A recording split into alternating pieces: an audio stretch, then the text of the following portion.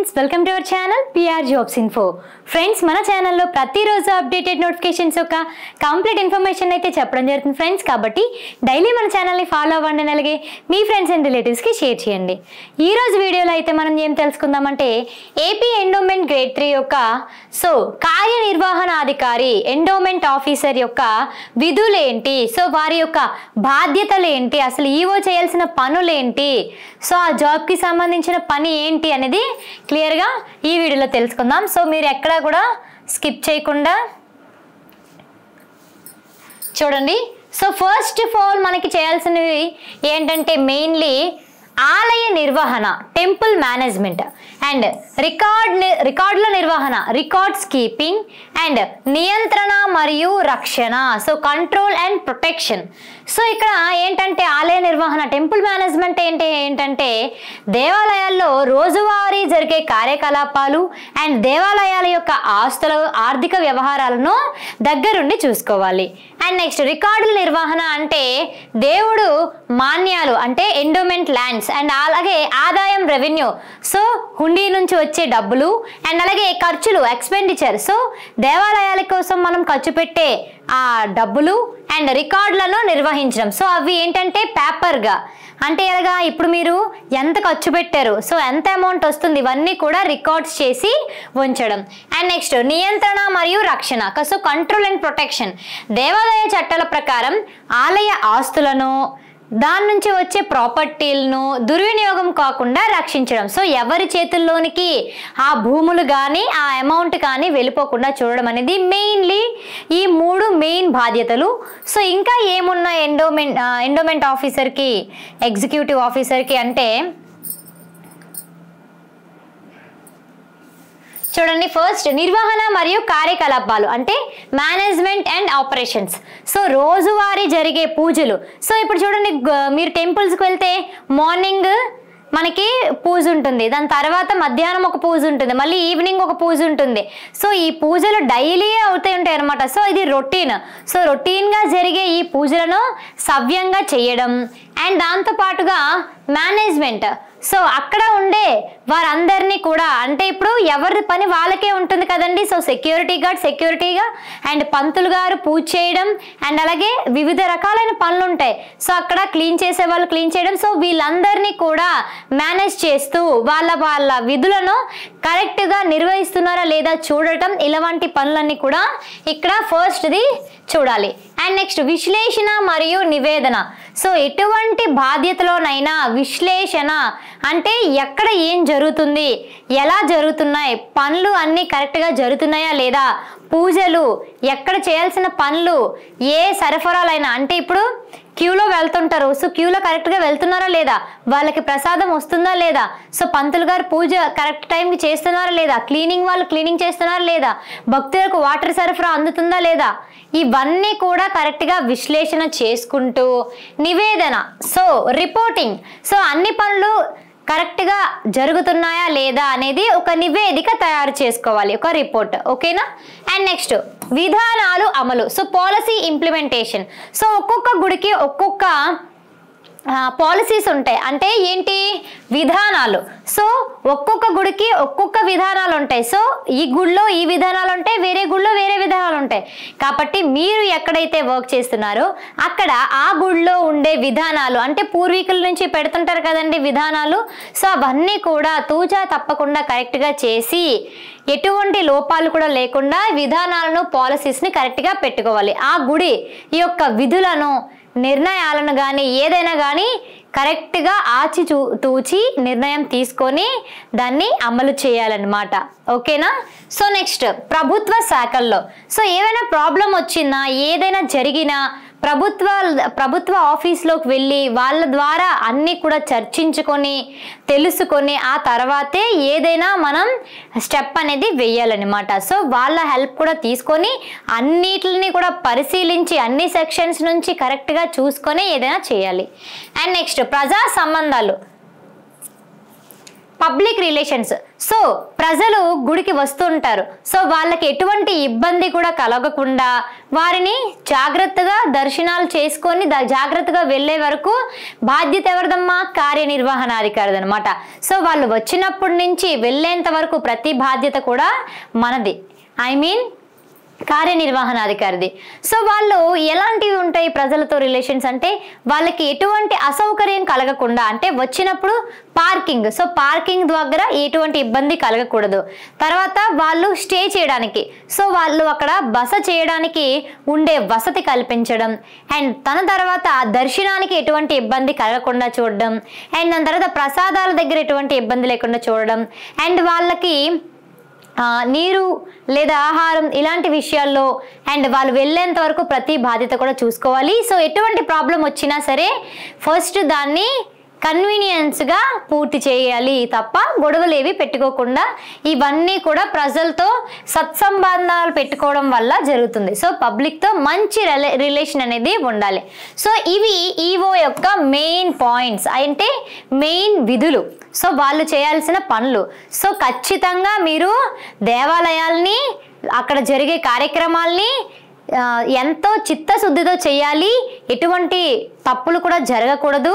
And దేవాలయాల్లో properties, lands మీరు చట్టబద్ధంగా జాగ్రత్తగా కాపాడుకోవాలి. ఎవరి చేతిలోకి కూడా వెళ్ళిపోకుండా సెక్షన్స్ అన్నీ తెలిసి ఉండాలి. సో మనకి గుడికి వచ్చిన ఇన్కమ్ని అండ్ అలాగే గుడికి ఖర్చు పెట్టిన ఇన్కమ్ని రిపోర్ట్ రాసుకొని పత్రాలని జాగ్రత్త పరుచుకోవాలి. ఏ రోజు రిపోర్ట్ ఆ రోజు మీరు జాగ్రత్తగా రాస్తూ ఉండాలి. సో ఈ విధంగా ఈవో విధులైతే ఉండడం జరుగుతుంది. సో మీరు ప్రిపేర్ అవుతున్న ఈ ఎండోమెంట్కి మేము పిఆర్ జాబ్స్ ఇన్ఫో ఇచ్చే కోర్స్ అయితే చాలా అద్భుతంగా ఉంటుందండి. సో కోర్స్ ఓపెన్ చేయగానే అసలు మీకు ఏముంటుంది, ఎండోమెంట్కి ఏం చదవాలి, ఇవన్నీ కూడా మీకు సిలబస్ వీడియో చేశాను. సో అందులో మేము ఎంతవరకు ఇస్తున్నాం, ఎంత డెప్త్గా ఇస్తున్నాం. సో మీరు అదర్ ఛానల్లో చూడండి కోర్స్ని, వాళ్ళు ఫుల్ ఫ్లెక్స్డ్గా ఇవ్వట్లేదు.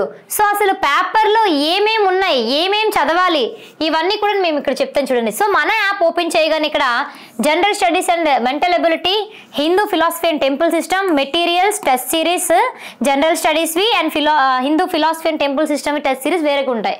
సో ఇక్కడ ఈ general studies and mental ability open చేయగానే ఇందులో సబ్జెక్ట్స్ అన్నీ వస్తాయి. Current affairs, general knowledge, polity, geography, economy, history, general science, mental ability classes ఇలా ఈ వైజ్గా వస్తాయి. And next Hindu philosophy and temple system గురించి తెలుసుకోవాలి. సో జనరల్ స్టడీస్ గురించి మీకు ఎలా చదవాలో అందరికీ కూడా ఒక అవగాహన ఉంటుంది, ఎందుకంటే ప్రతి ఒక్కరు ప్రతి కాంపిటేటివ్ ఎగ్జామ్కి కూడా ఇవి కామన్ కాబట్టి. కానీ పేపర్ 2 అనేది దీనికి చాలా important. So Ramayanam, Mahabharatam, Bhagavatam.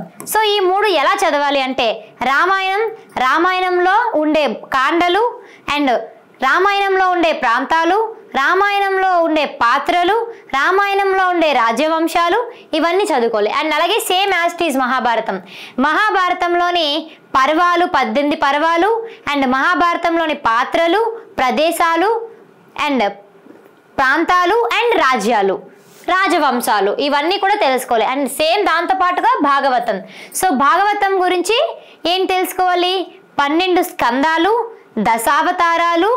So next దాంతోపాటుగా భాగవతం యొక్క పాత్రలు, ప్రదేశాలు అండ్ ఎవరెవరు ఉన్నారు, పాత్రలు, ఇవన్నీ కూడా తెలుసుకోవాలి. అండ్ హిందూ పురాణాలు 18 పురాణాలు ఉన్నాయి. సో ఈ 18 పురాణాల గురించి క్షుణ్ణంగా చదువుకోవాలి. దేవాలయ ఆగమాలు, ఇవి క్లారిటీగా ఫుల్ ఫ్లెక్స్డ్గా అయితే మన దగ్గర చాలా అద్భుతమైన కంటెంట్ ఇవ్వడం జరిగింది.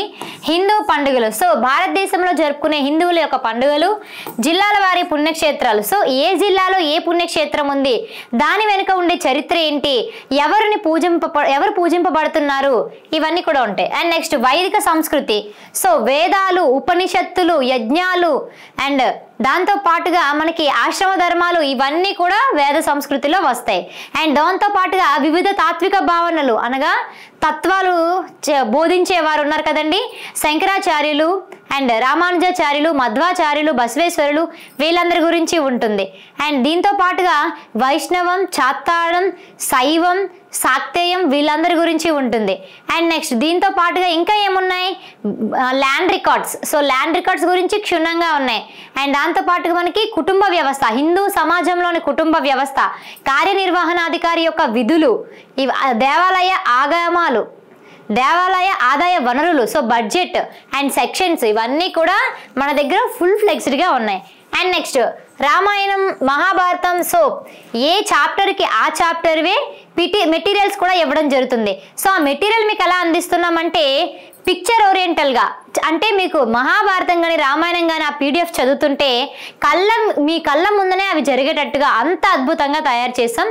సో మీకు డెమో పీడిఎఫ్స్ కూడా చూపిస్తాను.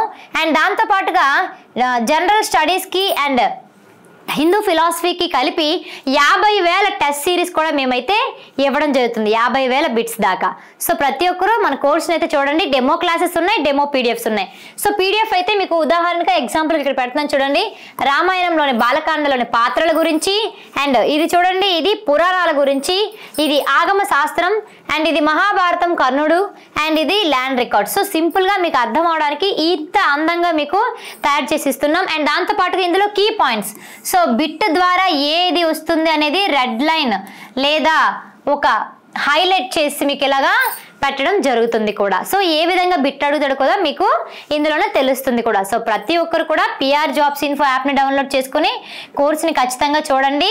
మీకైతే చాలా అద్భుతంగా ఉంటాయి. డెమో క్లాసెస్ ఉన్నాయి, పీడిఎఫ్స్ ఉన్నాయి. సో మన దగ్గర ఉండే ఈ కోర్సు చూడండి, దసరా ఆఫర్లో మీకు పేపర్ 2 అనేది కేవలం 1000 రూపీస్కే ఇవ్వడం జరుగుతుంది. సో మీకు ఇంతకు ముందు చూపిన విధంగా ప్రతి ఒక్క కంటెంట్ కూడా చాలా డెప్త్గా, ఈజీగా అర్థమయ్యేటట్టుగా అండ్ మెటీరియల్తో బిట్స్ కూడా మీకు అప్లోడ్ చేసి ఇస్తున్నాం. సో ఇదంతా కూడా చూడండి, స్పెషల్ ఆఫర్స్, స్పెషల్ ఫ్యూచర్స్ అయితే digital classes, material and test series. So 1000 రూపీస్కే పేపర్ 2 ఇస్తున్నాం. అండ్ దీంతో పాటుగా full course, so paper grade 1, grade 3 యొక్క పేపర్ 1, పేపర్ 2 ఫుల్ కోర్స్ అయితే మనకి 1500కే ఇస్తున్నామండి. 3000 రూపీస్ కోర్సు మీకు కేవలం 1500 రూపీస్కే ఇస్తున్నాం. ఇది కూడా దసరా ఆఫర్, కొద్ది రోజులు మాత్రమే ఉంటుంది. తర్వాత ఒరిజినల్ ప్రైసెస్ 3000, అది 1500 అయిపోతుంది. సో ప్రతి ఒక్కరు త్వరపడండి, ఒకసారి చూడండి, క్లాసెస్ చూడండి, డెమో క్లాసెస్ చూడండి. ఏ ఛానల్లోనైనా మా పిఆర్ జాబ్స్ ఇన్ఫో అంత డెప్త్గా, డీటెయిల్డ్గా, ఈజీగా, అందంగా ఏ కోర్స్ అయినా ఉందంటే మీరు అక్కడే తీసుకోవచ్చు. సో ఇది జనవరిలో అయితే మనకి నోటిఫికేషన్ వస్తుంది. సో ఆల్రెడీ మనకి చంద్రబాబు నాయుడు గారు 104 పోస్టులతో కన్ఫర్మేషన్ ఇవ్వడం జరిగింది. సో దాంతో పాటుగా మన ఎండోమెంట్ మినిస్టర్ గారైన రామనారాయణ రెడ్డి గారు ఇంకా 500 ఎక్స్ట్రా పోస్టెస్ కూడా యాడ్ చేస్తున్నారు. సో ఇది చాలా అద్భుతమైన జాబ్ కాబట్టి చాలా ఎక్కువ శాలరీ ఉంటుంది, బెనిఫిట్స్ ఉంటాయి, అన్నీ ఉంటాయి కాబట్టి వీటిని అప్లై చేసుకోండి ఖచ్చితంగా. సో ఇప్పటి నుంచి మీరు ప్రిపరేషన్ స్టార్ట్ చేస్తే అప్పటికి ఖచ్చితంగా మీకు జాబ్ సంపాదించే క్యాపబిలిటీ అయితే వస్తుంది. సో ప్రతి ఒక్కరు కూడా యాప్ని డౌన్లోడ్ చేసుకుని కోర్స్ని చూడండి. అండ్ దాంతో పాటుగా ప్రతిరోజు పిఆర్ జాబ్స్ ఇన్ఫోలో ఈవినింగ్ 7:30కి లైవ్ క్లాస్ అయితే పెట్టడం జరుగుతుంది. సో ప్రతి ఒక్కరు కూడా లైవ్ టెస్ట్లో జాయిన్ అవ్వండి. సో ఈ ప్రీవియస్ ఇయర్ బిట్స్ అనేవి మీకు చాలా యూజ్ అవుతాయి. అండ్ అలాగే మీకు ఏమైనా డౌట్స్ ఉంటే కామెంట్ బాక్స్లో కామెంట్ చేయండి, లేదంటే వాట్సాప్ డిస్క్రిప్షన్లో వాట్సాప్ గ్రూప్స్ లింక్స్ యొక్క లింక్లు అనేవి మీకు పెట్టడం జరిగింది. సో అందులో జాయిన్ అవ్వండి, డిస్కస్ చేయండి నాతోని. అండ్ ఇంకా లేదంటే థర్డ్ ఆప్షన్ వచ్చేసి మీరు డైరెక్ట్గా నాకే కాల్ చేయండి. ఇక్కడ నెంబర్ ఇవ్వడం కూడా జరిగింది చూడండి.